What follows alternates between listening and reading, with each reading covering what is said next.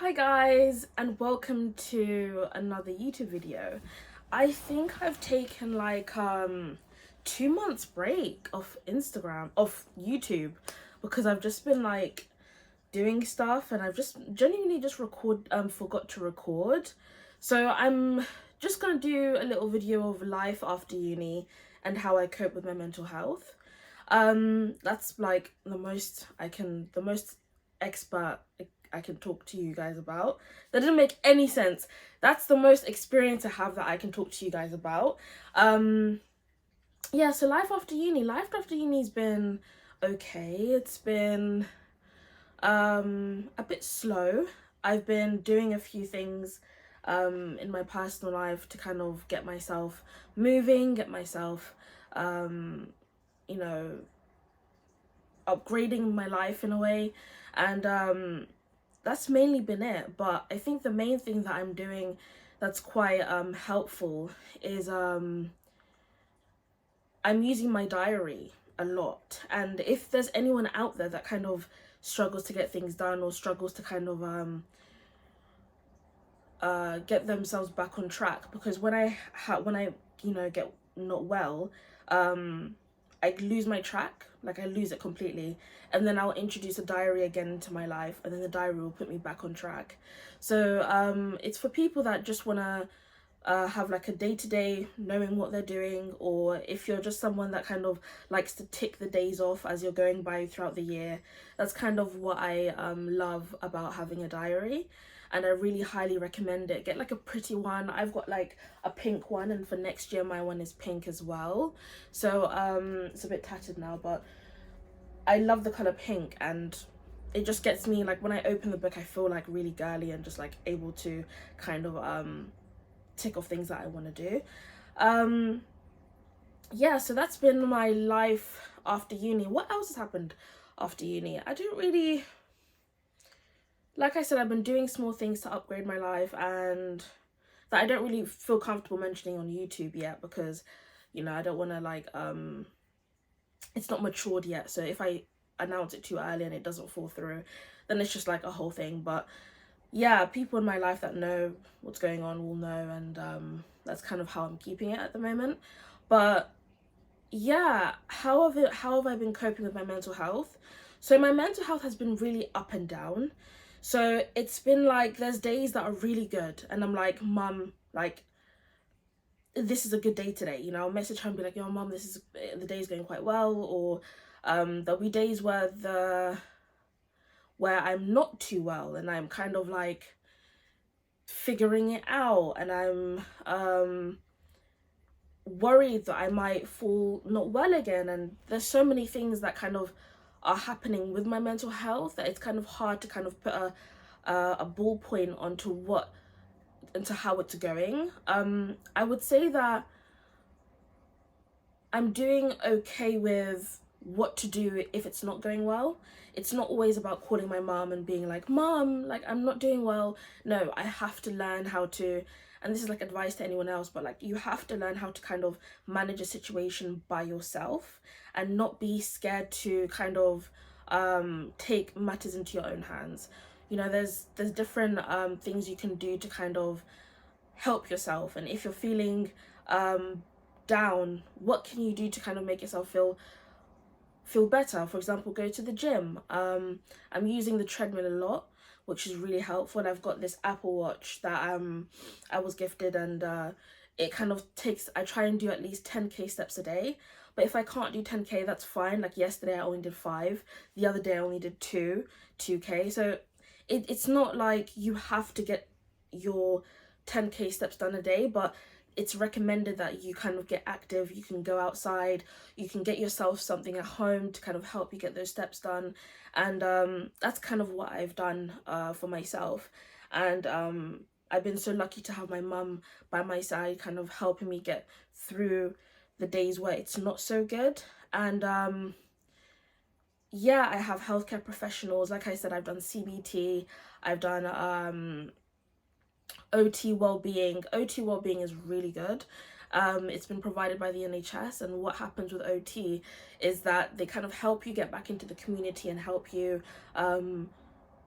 doing things, for example, like shopping by yourself again, and cleaning the house by yourself again, and going on walks by yourself. It's like getting you back into the community and helping you rehabilitate yourself through their services and through your own wanting to get better. Because you can have everything in the world, you can have the money, you can have the people, but if you yourself don't want to get better, it's never going to work. And I've been not well like 3 times, and each and every single time I tell myself this isn't the end. Like, there's been times where I'm like, this is like absolutely mad, like what is going on with my health?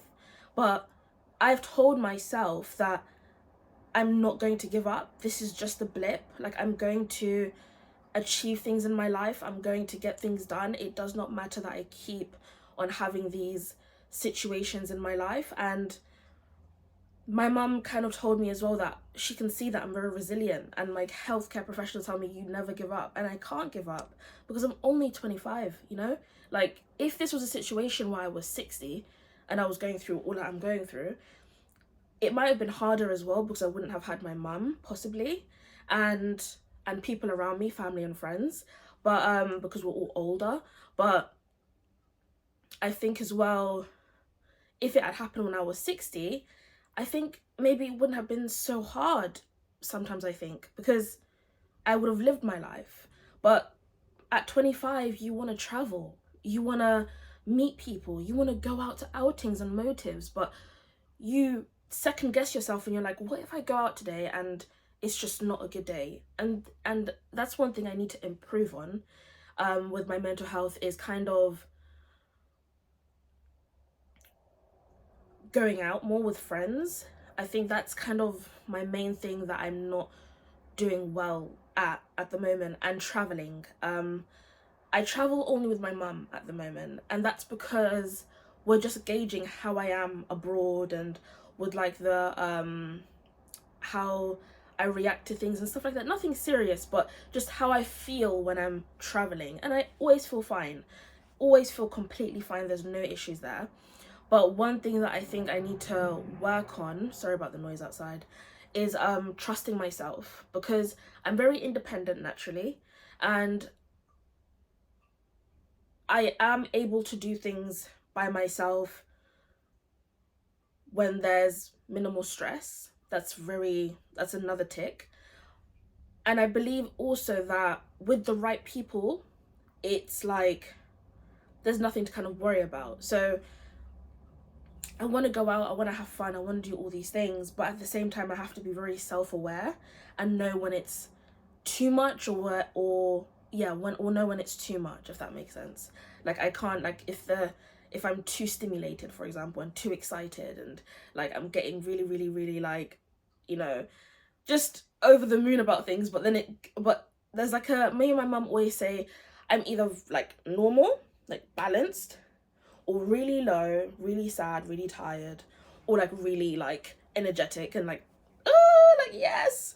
But there needs to be, I need to learn how to balance myself, and it doesn't have to be that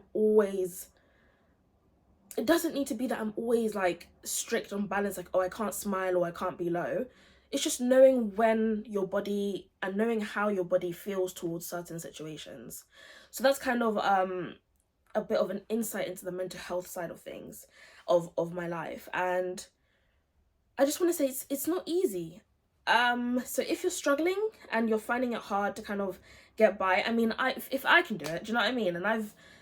And my condition, I don't really want to go too deep into it, but it kind of can stop your life. And if you feel like you've been in a situation where your health condition has stopped your life, I want to say you can keep going. Like, keep trying, keep going. There's no way that in life you should stop, or you should feel like you can't do something. And also, go at your own pace. There's some people that are able to accomplish things by the time they're 20, and there's some people that take time and accomplish things by the time they're 30. You know, you are not bound to make decisions or try and get yourself to be a certain way by a certain time. Like, take your time, do things at your own pace. Of course, there is a timeline of when things should be happening. Keep that in mind, but don't put pressure on yourself. I think that's the main thing. So yeah, wow, I've been speaking for 10 minutes. 10 whole minutes. I can't believe it. But it's been very therapeutic talking to the phone because I feel like talking out loud can kind of help your thoughts kind of align and be okay and make you feel a bit better. So yeah, I hope you've enjoyed my video. I might make another one soon as well because I've missed this. But yeah, thank you for watching my video. Like I've said, you know, take things easy, communicate with your friends and family, love yourself, go by your own timeline, don't judge yourself too harshly, follow people in your life and on Instagram and social media that really inspire you and help you kind of get out of your shell, or kind of like make you feel like you can do all these things you want to do. I love seeing people around me kind of traveling and doing all these amazing things, and it's something that I really aspire to do myself. And I follow Jay Shetty. Jay Shetty, really love him, and his podcast, Think Like a Monk. I remembered it this time. Think Like a Monk. It's a really good podcast. I read it 2-3 years ago, and I might go back into it on audiobook on Spotify, but that was really a good one. So yeah, that's just my advice, and you don't have to take it. You can if you want to. And yeah, leave some comments if you want some questions, or if you have some questions or some things you want to ask me or want to tell me or whatever. And yeah, thank you for listening, and see you guys soon. Bye.